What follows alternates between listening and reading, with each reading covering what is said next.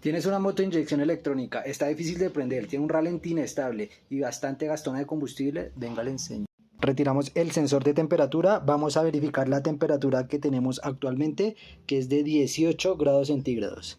La lectura medible y la lectura que nos está leyendo el sensor es igualmente de promedio 18, 19 a 20 grados centígrados, la que nos lee el sensor de temperatura. En nuestro caso, nuestro sensor de temperatura tiene 3 entradas, por lo que podemos definir que 2 de ellas se encargan de la medición de la temperatura interna del motor y otra terminal interna ya es una alimentación que con la masa que hace esta parte con el chasis se nos encarga de enviarnos la temperatura al tablero de instrumentos. En una explicación rápida, esto es un sensor de temperatura con un coeficiente de temperatura negativo. Eso quiere decir que a mayor temperatura, o sea, entre más caliente esté la punta de este sensor de temperatura, menor será su resistencia. La resistencia que nos tiene que dar en este tipo de sensor tiene que estar entre 1500 y 8000 ohmios como tal de resistencia interna. Nuestro multímetro es para mediciones grandes, por lo que no tenemos una medida menor, así que vamos a ponerlo en 60 kiloohmios para la medición de nuestro sensor de temperatura. Y aquí tomando medida desde las terminales que marcan la resistencia interna de nuestro sensor de temperatura, verificamos que se encuentra en 29 kiloohmios, o sea 29.000 ohmios.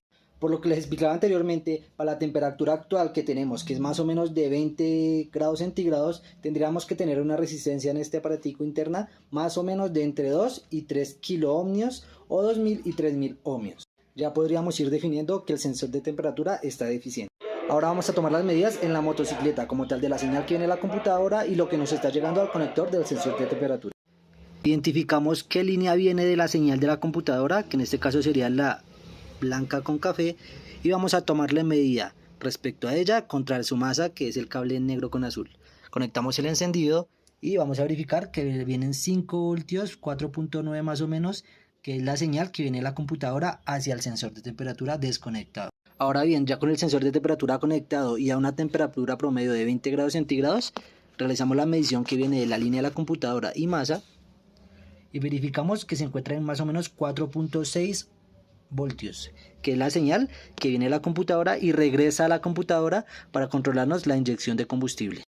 Para la temperatura actual a la que nos encontramos, que como les digo es de 20 grados centígrados, este sensor y el cableado debería estarnos retornando a la computadora más o menos 3.3 voltios.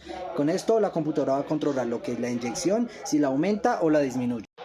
Al haber una alimentación mayor, que es más o menos de 4.7 voltios la que leímos, la computadora va a estar marcando que la motocicleta va a estar demasiado fría, por lo que va a prolongar la inyección de combustible y esto va a hacer que la moto se ahogue, que nos haya un consumo de combustible o que el ralentí sea inestable, que fue lo que inicialmente estábamos buscando.